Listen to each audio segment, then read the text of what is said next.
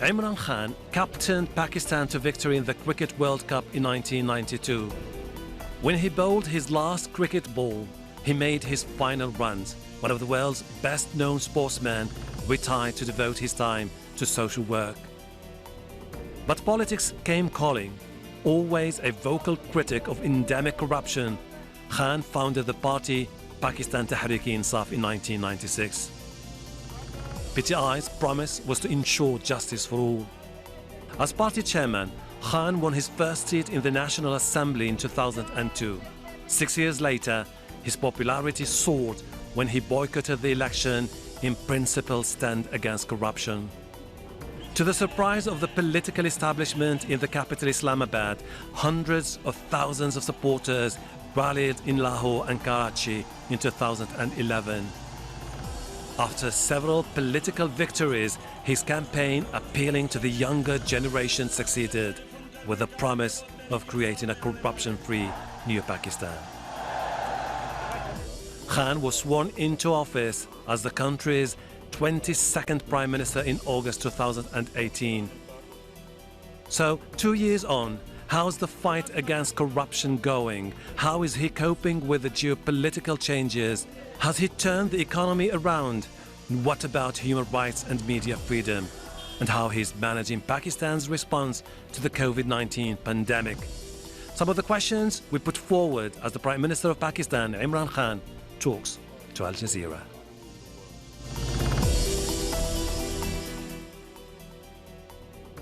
Pakistan's Prime Minister Imran Khan, thank you for talking to Al Jazeera. Prime Minister, 2 years now in power. Those who were watching you 2 years ago still remember the promises you made about clamping down on corruption, mismanagement, unemployment, falling debt, creating 10 million jobs, providing low-cost housing, sophisticated education services and health services. For many people, by the way, Mr. Prime Minister, you haven't so far delivered on those promises. Why? Hashim, think about any economy in the world which face similar problems what Pakistan faced. Huge deficits, external and internal. And then the power sector in serious trouble. No country can immediately snap its finger and everything, the reforms take place. It's a struggle. Moving the economy, reforming the economy is not an overnight thing. It takes time because, you know, the whole mindset, more incentive structure, and then you have to change the way government works, ease of doing business, incentivizing the right structures, the right sectors. It takes time. But in my opinion, in these 2 years, Pakistan has moved into the right direction. Perfect. I understand your point. But, you know, people are very impatient about change. I'll give you an example. The middle class, which saw in you an alternative, is the one which is massively affected by the situation now. GDP is shrinking. Inflation is spiking to the point where a kilogram of sugar now has spiked from something like 53 rupees to 85 rupees. I'm talking replicated across all the other basic commodities. These people cannot wait longer to see their living conditions improved. Hashim, unfortunately, you know, in the dream world, in fairy tales, there are these quick solutions. You have a magic wand and a society changes. In real life, when you want to pick your country up and change direction, it's a struggle. I do not want my country to always keep borrowing for its existence. Pakistan has to change the structure of raising your revenues. It takes reforms. And then cutting down your expenditure, what we've done. Corruption is one of the biggest killers in the society. Today, there is no mega corruption scandal in Pakistan because at the top level, we've controlled it. Problem is still, we have corruption low down the levels, which is again going to be a struggle. We need to take a lot of steps eventually to control corruption at all levels. But it's a struggle. It's not going to happen quickly. And so, reason why we have not been able to clamp down on corruption is because those who come into power and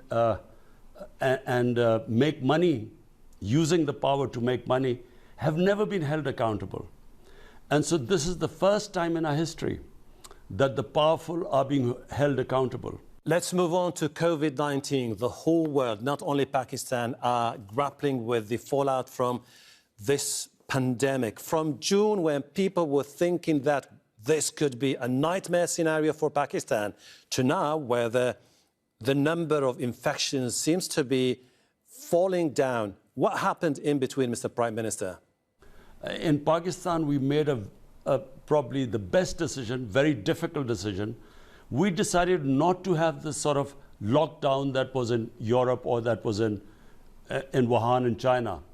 We decided to go for a smart lockdown. In other words, concentrate on hotspots and lock them down rather than a blanket lockdown. Because in my opinion, when you have high levels of poverty, when you have daily wages, people who have to earn to feed their families, and in our case, we had almost over half our workforce was informal. I see your point. So if we put a lockdown on these people, there was more chance of people starving to death. We're still talking about domestic issues here, Mr. Prime Minister. I would like to talk about the freedom of speech, which is under attack in your country. I still remember when you said repeatedly in the past, there is absolutely no way that media freedom or freedom of speech would be curtailed under my watch. It's now being curtailed under your watch, Mr. Prime Minister. Hashim, what is the evidence? Can you just tell me how we are curtailing the freedom of speech? I'll tell you. International human rights organizations, as well as local organizations, are talking about a trend where journalists, activists, critics have been intimidated, silenced, kidnapped, to the point where they are saying that Pakistan has one of the worst records in the world for enforced disappearances. In my 2 years in power, tell me how many journalists have been kidnapped in Pakistan? People are talking about cases of people intimidated. Hashim, let me answer this. Let me answer. If all I want any independent institution to just in these 2 years in Pakistan do an assessment of freedom of speech as in the papers or as on media, I can tell you that in my country's history, no government has taken such criticism. Criticism I don't mind, but blatant propaganda against a government like it has happened against us. So do you think these accusations are politically motivated? Hashim, let me explain. I spent, almost 20 years of my life in England. I know what freedom of speech is. In England, some of the things that have come up in the media against me and my government ministers, had that happened in England, we would have claimed millions of dollars of damages. Unfortunately, it's us, the government and the ministers, who feel unprotected. It's not the media. There is not one instance. Maybe some journalist claimed, we don't even know what the reason was. He was picked up for a few hours. In these 2 years, it's unheard of. What do they call intimidation? I mean, if someone publishes a fake news against the Prime Minister and the Prime Minister then takes him to the court, is that intimidation? It happens anywhere in the world. If the British Prime Minister was subjected to the sort of things that I have been, he would have been now millions of dollars richer because he would have won in the libel cases. I know what libel cases are. If anything, the pendulum has gone the other way. We need protection. People are asking questions about why senior military officers are taking charge of many major departments in Pakistan when you should have been putting more civilian faces for the international image of your country, Mr. Prime Minister. What international image? This is a democratic government. We won an election. We challenge anyone to question the election. We ask the opposition, name us any constituencies which you think you didn't get a fair result. We are ready to open them up. Let me put it this way. How would you describe your relationship with the army's top brass? I think this is, in our history, we've had a checkered relationship between the civilian and government sometimes. We've obviously had military governments, then we've had civilian governments, where there has been an uneasy relationship. We have an excellent relationship. I honestly think it is the most harmonious relationship. We have complete coordination. We work together. The military completely stands with all the democratic government's policies, whether it is with India, whether it is for peaceful solution in Afghanistan. Everywhere the military stands with us. Okay, this is going to be time now to talk about regional issues and Afghanistan in particular. You have encouraged all the parties to resume talks. Let me ask you this specific question, Mr. Prime Minister. The ultimate goal of the peace talks is eventually to see peace and stability in Afghanistan. Do you think that the best formula would be a power sharing between the government in Afghanistan and the Taliban? Look, Hashim, this 19 years of war in Afghanistan has created such divisions in the society. There's been so much bloodshed that for anyone to believe in this utopia that suddenly they will all get together and there'll be peace, I'm afraid it's a very complicated situation. But given the complicated situation, and by the way, I was the one who kept saying that there was never going to be a military solution, that there should be a political solution. Had they listened to me earlier, we probably would have had less complications. The longer this war went, the more the rivalries, the hatred, the divisions, and the more difficult it is to actually sit down together with all the antagonists. But this is the nearest we have got to peace in Afghanistan and a political solution. But then what's the end game from a Pakistani perspective? What is the end game here from a Pakistani perspective? Would you enjoy or welcome the idea of a power-sharing agreement where the Taliban, along with the political establishment now in Kabul, come together and form a national unity government? Are you in favor of that formula? Yes or no, Mr. Prime Minister? Hashim, whatever the Afghans think is good for them is good for us. Okay. Whatever influence we could use, I honestly think we've tried our best to somehow get the Taliban and Afghanistan government sit on one table. And, this is a miracle that it is actually happening. We pray that this happens. We realize that there are spoilers. I'm afraid there's certainly one country, India, which does not want it to happen. And this is exactly what I wanted to ask you. You have been always skeptical. I'm talking about of a Pakistani established political elite. They have always been skeptical of the post-Taliban governments based in Kabul. Is it because you feel like they are leaning more towards India? Or that India could take advantage of the situation to create new political realignment? Well, look, if you were Pakistan, you have a neighbor 7 times bigger than you, and then it starts meddling in the affair of a government which it has no boundaries with. India has no boundary with Afghanistan, but Pakistan has a huge boundary with Afghanistan, and all our relationship with Afghanistan, even before Pakistan came into being, are centuries old. Now, when India starts interfering there, unfortunately, our security forces, our security apparatus gets worried. It's natural. It would happen to any other country. But we have decided, we in Pakistan have decided, we don't care what India does there, but whatever is good for Afghanistan is good for us. We feel that peace in Afghanistan, after Afghanistan, the other country which has a stake in peace in Afghanistan is Pakistan. Because instability there creates instability on the border regions, what was our former tribal areas, and that affects the whole of our country. You've been saying basically that you are always open to dialogue with the Indians to end the issues that you've been having with it for many, many decades, particularly the issue of Jammu and Kashmir. Now, it's been now a year since the Indians decided to revoke the special designation of the region, effectively annexing Jammu and Kashmir. Do you have any hopes that with Narendra Modi you can sort it out? Hashim, look, let me just make it clear.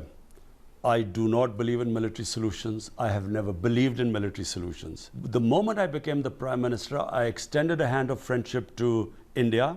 But the tragedy of India, Hashim, is India is being ruled by an extremist. It's an extremist government. It is a Hindu supremacist government inspired by the ideology is inspired by the Nazis. And what I'm saying, the Nazi Germany, what I'm saying, all you have to do is look at the history of RSS, which basically is ruling India now. It was an extremist organization. RSS thrice was outlawed in India as a terrorist organization. They now control 1.3 billion people nuclear armed. That's the tragedy what's happened in India. I know India better than most Pakistanis. It's not just that our neighbors, we are threatened. It's not what they're doing in Kashmir. Hashim, it's for people in India. The sensible, the normal people in India. It's a tragedy for them what is happening there. But don't you see that Pakistan itself should understand that they cannot continue as a country to see themselves as the victim forever? And just I'll give you a hint here. You've been trying to rally international support. The United Nations Security Council met 3 times about Kashmir. Absolutely no strong sign of solidarity with your country. All symbolic gestures. Don't you feel like you've been abandoned by Western allies? Hashim, number one, Kashmir is a disputed territory between Pakistan and India since 70 years. Now, this disputed territory on 5th August last year was taken over by India by brute force. 8 million people in Kashmir in an open prison and 800,000 Indian troops in the valley who are now oppressing them. Now, we have knocked all doors and we will keep doing so. We went to I spoke in the United Nations Security Council. I've spoken to the heads of states. This is an extreme injustice, not just for people of Kashmir. If this escalates and if this breaks up into conflict between Pakistan and India, this has implications for the rest of the world. That's why it's serious. But why the world is not saying anything right now? This is the problem. Because, Hashim, listen, Hashim, let me make it clear. No, Hashim, let me make it clear. Sure. The reason why the world or certain parts of the world are not responding, because unfortunately, countries worry about their commercial interest. They look upon India as a huge market. And so they are willing to ignore this huge travesty of justice that is taking place there. It doesn't mean that we will sit down quietly and accept this. We will keep trying.